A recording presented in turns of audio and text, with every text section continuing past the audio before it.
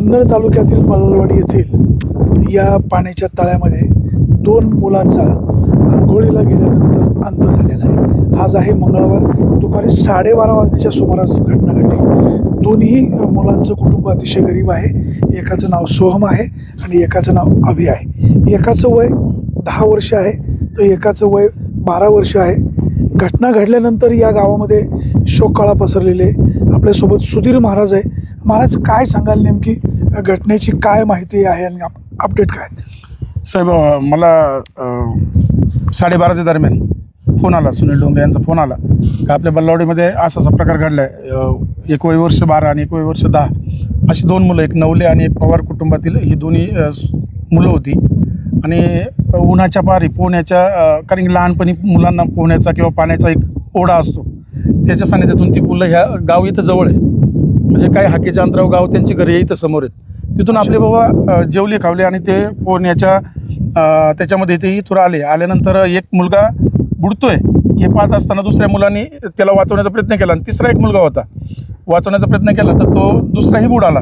तेव्हा तो तिसरा मुलगा त्यांना घरी जाऊन सांगितलं बाबा असाचा प्रकार घडला आहे। गावातले मग सरपंच असतील, पोलीस पाटील असतील, तंटमुक्ती अध्यक्ष असतील, ग्रामस्थ असतील, हे त्वरित तळ्यावर आले आणि त्यांना वाचवण्याचा प्रयत्न केला, पण तोपर्यंत हातातून वेळ निघून गेलेली होती आणि दोन्ही मुलांचा अंत, दुर्दैवी अंत ह्या तळ्यातच झाला। मग पोलीस स्टेशन आलं, काही रेस्क्यू म्हणून आम्ही लोक बोलवली, काही ग्रामस्थांनी मदत केली, त्या मुलांना काढलं। साहेब, हा जो प्रकार घडला हा खूप चुकीचा, विचित्र आहे आणि मला तर तालुक्यातील किंवा महाराष्ट्रातील सर्व आईवडिलांना विनंती आहे त्या मुलांची काळजी घ्या। उन्हाचे दिवस आहे, मुलं जसं एखाद्या ठिकाणी वाजायला लागल्यानंतर ज्यांना आवड असते त्या वाजण्यामध्ये पळ जातात, तसं मुलं उन्हाळ्याच्या टायमामध्ये पाण्याकडे आकर्षित होतात आणि ते आकर्षित होऊन काही मुलांचा जीव जाऊ शकतो। तेव्हा पालकांना माझी विनंती राहील का मुलांची काळजी घ्या। मला सांगा, हे तुमचं गाव बल्लावडी, जिथं आपण उभा, हे तळ कोणाच्या मालकीचं आहे? साहेब, हे तळं म्हणजे पूर्वी बल्लावडीतलेच मालक होते गाडेकर म्हणून, त्यांनी काही दिवसापूर्वी एक डॉक्टर ढवळे म्हणून नारायणगावला आहेत, त्यांना हे विकलेलं आहे। त्या डॉक्टरांनी इथं डेव्हलपमेंट केली। आता किती दिवसापूर्वी हे तळं तयार केलेलं आहे? या तळ्याला तरी एक 4-5 वर्ष झाले असतील। साधारण किती खोल असेल तळं हे? आता आपण जरा सरपंच पण आपल्यासोबत आहेत। सरपंच साहेब, घटना अतिशय दुर्दैवी आहे। त्या घटनेकडे कसं पाहता? आता सुद्धा अक्षरशः आग ओकतोय आणि घटना तर अशा घडतात, पण पालकांना काय आव्हान कराल? पालकांना एकतर महत्त्वाची गोष्ट अशी आहे की उन्हाळ्याचे दिवस आहे, आपली मुलं दुपारच्या वेळेस खेळताना कुठे खेळायला जातात का याचं आपण थोडंसं जाणीवपूर्वक लक्ष ठेवायला पाहिजे। आता हे बरंचसं नाही म्हटलं तरी गावापासून जाणतं आहे शेततळं, ते सकाळी मला वाटतं पोहायला आले होते, 3 जण होते, ते 2 जण खाली उतरले। तिघांची नावं कळलीत का? एक जे सिंगनवल्यांचा एक मुलगा आहे, एक सोम आणि अभि, हां, तिसऱ्याचं नाव काय? तो तिसरा पण जय सिंगनवल्यांचाच मुलगा होता, पण तो काठावरती बसलेला होता। हे बुडताना त्यांनी पाहिल्यानंतर आहे ना, मग तो पडत गेल्याच्या नंतर ती घटना घडली आणि शहराने आलं ते कोण आले मंडळी होते, हां, त्यांना बोलवलं। ते एक मुलगा सापडला, पण एक सापडत नव्हता, मग त्याला पण सापडवलं आणि मग ते अतिशय तसं पाहिलं तर दुर्दैवी घटना आहे। एका कुटुंबामध्ये समजा जो अभि आहे तो पवार म्हणून, तो आईवडिलांना एकच होता आणि जो जय सिंगनवल्यांचा मुलगा होता त्याला एक धाकटा भाऊ आहे। पण काही असो, शेवटी मनुष्य जीव होता तो गेल्यानंतर आणि ते अतिशय हृदयद्रावक घटना आहे। आता हे उघड्यावर तळं आहे, हां, बाजूला कंपाऊंड वगैरे नाही, हे आता प्रिकॉशन घेतलं असतं तर कदाचित दुर्घटना टळली असते। ते पण टळू शकलं असतं, परंतु काय आलं, मला वाटतं त्यांचं इकडं काम वगैरे काहीतरी चालू आहे, ते काम चालू असल्याच्यानंतर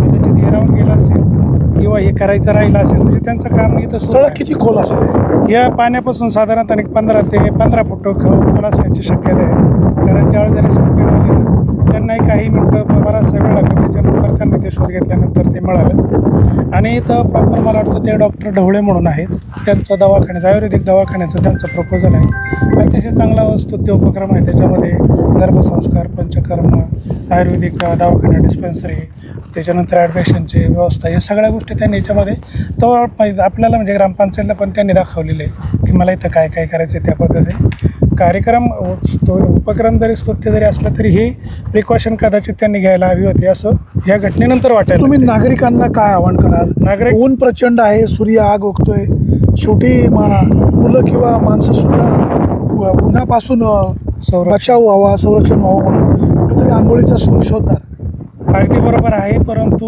आपली लहान मुलं आहेत. आता ही नाही म्हटलं तरी 12-14 वर्षाची आहेत. मोठे मुलं असलं तरी बाहेर नाही, पण 12-14 वर्षाची मुलं ह्या उन्हाळ्याच्या काळामध्ये आपण आता व्हॉट्सअपला पण मेसेज वगैरे पाहतो आणि लोकांना पण जागरूक करतो, आवाहन करतो. कालची घटना घडली उष्माघात अनेक महिलेचा अंत झाला. ह्या घटना घडू नयेत किंवा लहान मुलांना, आता लहान मुलांना एवढे जाणीव नसते त्या गोष्टीची, प्रसंगातून कसं बाहेर पडायचं. पालकांना काय आव्हान करा? मग पालकांनी या गोष्टीसाठी ना किमान उन्हाळ्याच्या दिवसामध्ये, किमान म्हणण्यापेक्षा कायमस्वरूपी आपल्या मुलांवरती बारीक लक्ष ठेवून कोण कुठं जातं, काय जातं याचं एक बारीक लक्ष ठेवून मुलांचं संगोपन करणं ही काळाची गरज आहे असं मला वाटतं. कारण नाही म्हटलं तरी घटना घडण्याचे अनेक प्रकार असतात. रस्ता आहे, विहीर आहे, खड्डा आहे, अनेक अनावधाने नाही म्हटलं तरी प्रसंग घडून येतात आणि त्याच्यामध्ये जीवितहानी होते. अगदी रस्त्याला खड्डा असला तरी माणूस पडून त्याच्यात मृत्यू होतो. मृत्यू होण्याचे अनेक कारणं आहेत, परंतु त्याच्यापासून आपण कसं जपायचं हे आपण प्रत्येकाने शोधलं पाहिजे. खरं तर हा महत्त्वाचा सूर्य आग ओकतो पाठीमागे आपण पाहतोय, हे जवळजवळ 50-1 फूट खोल असेल खाली आणि त्या ठिकाणी 2 मुलांचा अंत झालेला आहे. इथं जमीन सपाटीकरणाचं काम चालू आहे. ज्यांच्या कोणच्या मालकीची ही जमीन आहे त्यांनी बऱ्यापैकी कंपाऊंडची प्रोव्हिजन केलेली आहे, परंतु प्रत्यक्षात कंपाऊंड न झाल्यामुळे आणि प्रचंड उष्णता असल्यामुळे लहान मुलं 10-12 वर्षाची कोवळी मुलं त्या ठिकाणी आहे आंघोळ करूया आंघोळीला गेले, पोहायला येत नसल्यामुळे दुर्दैवी त्यांचा मृत्यू झालेला आहे. आपली पालकांना नम्र विनंती आहे, पालकांनो ठीक आहे, उन्हाळा खूप जरी कडक असला तरी आपल्या पाल्यांना घराच्या बाहेर पडून देऊ नका. जर अशा दुर्दैवी घटना घडत आहेत, ही दोन्ही मुलं गरीब कुटुंबातली मुलं आहेत, त्यांची घरची परिस्थिती अतिशय नाजूक आहे. दानशूर मंडळींनो, घटना दुर्दैवी आहे. ह्या कुटुंबाला भेट द्या आणि काही अर्थसहकार्य करता आलं तर करा. सुरेश वाणी, विघ्न टाइम्स, बल्लाळवाडी.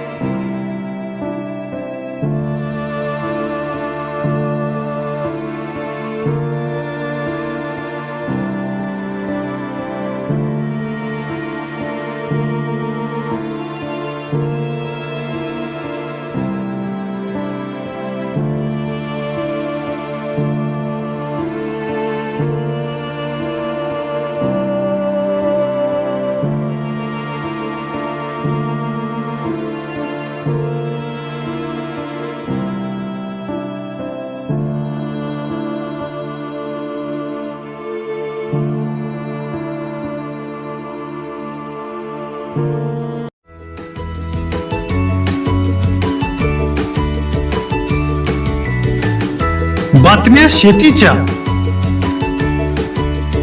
बातम्या मातीच्या, बातम्या अन्यायाच्या, गुन्हेगारीच्या,